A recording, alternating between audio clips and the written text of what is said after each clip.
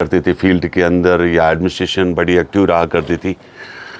और इलेक्शंस के बाद जब सरकार एक बनी, और बड़ी बदनसीबी इसको मैं मानूं कि आपके जो कल खास करके कुलगाम, शोपियान, टंगमर्ग, बारामूला, कुपवारा, हंदवारा और उसके बाद आपके जो पुलवामा के इलाके हैं, अगर देखा जाए तो पूरे बागात बिल्कुल ख़त्म है। और जो चालाबारी हुई, जो ओले पड़े, उन्होंने काफ़ी घर भी ख़त्म हुए। यहाँ तक कि रामबन में 3 लोगों की मौत हुई।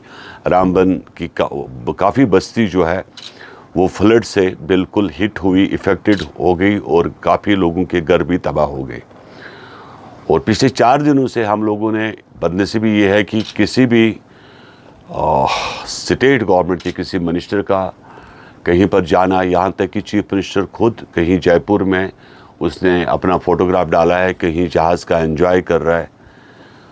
और एडमिनिस्ट्रेशन बिल्कुल फेल होगी किसी भी जगह पे, ना कहीं एडमिनिस्ट्रेशन की तरफ से कोई आदमी मौके पे पहुंचा। नाले निंगल ने तूफ़ान किया आपके वागुरा इलाके में, उसी तरह आपका जो पिरसपुर नाला है उसने कुंजर का पूरा इलाका बड़ा हिट हुआ। शोपियान में इसी काफ़ी नाले हैं, कुलगाम में काफ़ी नाले हैं जो दरिया की सूरत में बहे और जिन्होंने बहुत नुकसान पहुंचाया। सुंबल सोनावारी काफ़ी ब्रिज टूट गई, लेकिन कहीं पर भी किसी एडमिनिस्ट्रेशन का कहीं ना होना साबित करता है कि एडमिनिस्ट्रेशन टस से मस नहीं हो रही, वो अपने टूर प्रोग्राम से ख़त्म नहीं हो रही, उनके टूर्स जो है वो कहीं ख़त्म नहीं हो रहे हैं। और मेरी अपील है गवर्नर एडमिनिस्ट्रेशन से, क्योंकि इससे अच्छा हमारी गवर्नर एडमिनिस्ट्रेशन थी जो कम से कम एक जवाबदेह बनते थे अपने टाइम पर।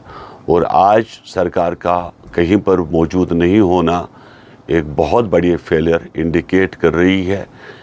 मेरी अपील है गवर्नर एडमिनिस्ट्रेशन से कि कम से कम वो और गवर्नमेंट ऑफ इंडिया इस चीज़ की संगीन नोटिस ले, खास करके जो हाईवे टूट गए हैं, जो श्रीनगर जम्मू का जो रोड बंद पड़ा हुआ है, और लोग मुतासिर हो गए। कोई 15 गाड़ियाँ जम्मू श्रीनगर हाईवे पर नालों में चले गई।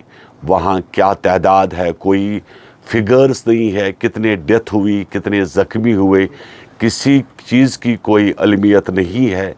मेरी अपील है गवर्नर एडमिनिस्ट्रेशन एंड देश के प्रधानमंत्री से, या तो इस गवर्नमेंट से इस्तीफ़ा लिया जाए, या तो इस सरकार को डिज़ोल्व किया जाए, नहीं तो जवाबदेह बनाया जाए कि पिछले 4 दिनों से कोई भी सरकारी एडमिनिस्ट्रेशन, कोई भी इनके मिनिस्टर्स जो बड़ी सैलरीज ले रहे हैं, जो बड़ी लग्जरीज गाड़ियाँ में घूम रहे हैं, जो प्रोटोकॉल एंजॉय कर रहे हैं, जो सरकारी जो है आपके कॉटेजेस में बैठे हुए हैं, अपनी लाइफ एंजॉय कर रहे हैं, उनसे जवाब लिया जाए कि इन जाई वारदातों पर वो लोग क्यों नहीं पहुँचे, लोगों को क्यों उन्होंने उस हालात में डाला है जहां पर वापस आना उनके लिए मुश्किल है। और सरकार इस पर बताए कि जो चालाबारी हुई है, जो बागातों का नुकसान हुआ है, कि उसके लिए उन्होंने क्या किया।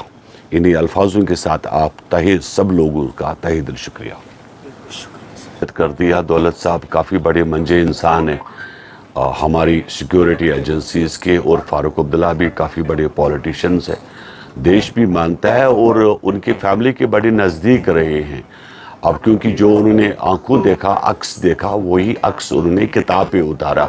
जब भी इंसान किताब लिखता है तो वो जाहिर सी बात है, वो एक दिल का, वो जो दिमाग में उनका अक्स होता है वही उस किताब पे उतारता है। उन्होंने सच्चाई को बयान किया है, उसमें कोई गलत बात नहीं है, इसको हम भी एडमिट करते हैं। क्योंकि मैं आपको क्लियर कर दूं, टेलीफोन लाइन्स और मोबाइल लाइन्स 2019 एब्रोगेशन में जब डिस्कनेक्ट हुए थे तो डॉक्टर फ़ारूक अब्दुल्ला साहब की लाइनें चल रही थी। अगर उनके घर में कम्युनिकेशन चल रहा था और सरकार के पास कम्युनिकेशन था, अगर सब जगह डिस्कनेक्ट था तो वहाँ डिस्कनेक्ट क्यों नहीं था? अगर उमर साहब ये बोलते हैं कि ये सब गलत है, बेबुनियाद है, क्या ये भी बेबुनियाद है? जो फोटोग्राफ वायरल हुआ 4 दिन पहले प्राइम मिनिस्टर से मीटिंग हुई, क्या वो भी बेबुनियाद था? सर, जो रेलवे लाइन की बात तो सोनमर्ग को रेल पहुंचाते हो तो आप ये भूल जाएगा कि गुलमर्ग गुलमर्ग रहेगा, पहलगाम पहलगाम रहेगा, सोनमर्ग सोनमर्ग रहेगा। जब हज़ारों की तादाद में आवाम सोनमर्ग पहुंचेगी तो जाहिर सी बात है वो टूरिस्ट डेस्टिनेशन कम, एक शहर ज़्यादा दिखेगा, इससे हमारी ब्यूटी ख़त्म हो जाएगी। इसीलिए हमने कल रेलवे मिनिस्टर से भी अपील किया कि इस जो ये डिज़ाइन किया है ये प्रोजेक्ट, इसको कैंसिल किया जाए। सोनमर्ग को एक टूरिस्ट रिजॉर्ट और पहलगाम को टूरिस्ट रिजॉर्ट रहने दें, बल्कि एक शहर ना बनाए।